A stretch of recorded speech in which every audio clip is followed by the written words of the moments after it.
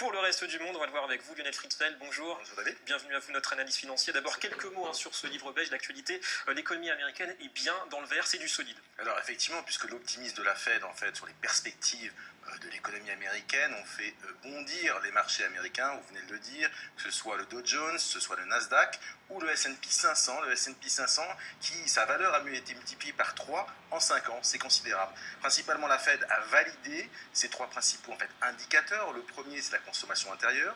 Deuxièmement, c'est l'output de production américaine.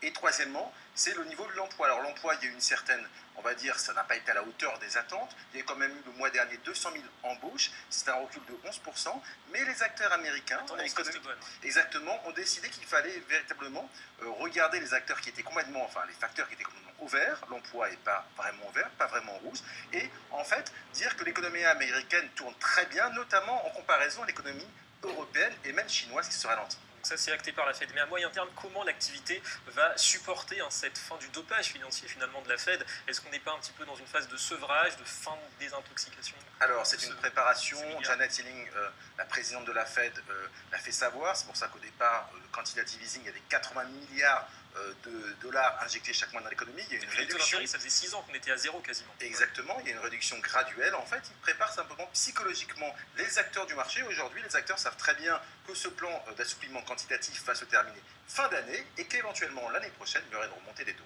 Et ce sera suffisamment progressif d'après vous pour éviter une chute brutale, notamment de Wall Street? Alors, effectivement, et surtout la remontée de taux ne va pas se passer sans doute au premier trimestre 2015.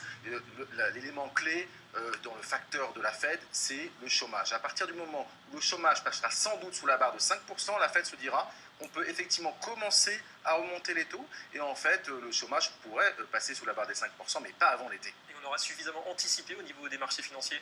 Alors effectivement, puisque tout est dans la préparation psychologique, et en fait les marchés aujourd'hui que le quantitative easing va se terminer prochainement. Et ce sera quand, à votre avis, à peu près la remontée des taux mi-2015 environ? Alors, c'est ce que je viens de vous mentionner, c'est-à-dire que le facteur clé sera notamment l'indicateur du chômage.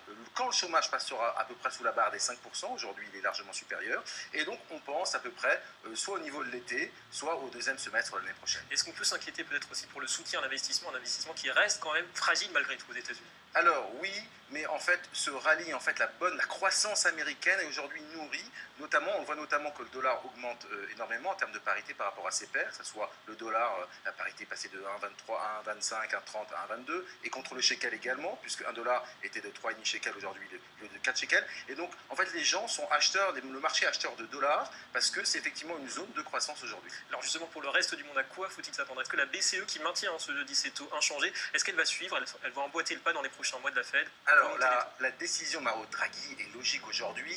Il n'allait pas lancer un nouveau quantitative easing à l'européenne, un assouplissement quantitatif. Il a lancé des mesures il y a quelques mois, notamment la baisse du taux d'intérêt directeur à 0,05%, le plus bas historique de la BCE. Il attend de voir les répercussions un petit peu de ces mesures, premièrement. Deuxièmement, il verra dans quelques mois s'il faut lancer un quantitative easing à l'européenne et des injections de liquidités sur le marché. Beaucoup d'attentes à ce niveau-là. Merci beaucoup Lionel Fritzfeld pour toutes ces explications. Allez, comme promis, on va se rendre au Pakistan. Il serait plus de 2 millions à vivre dans des conditions qui s'apparentent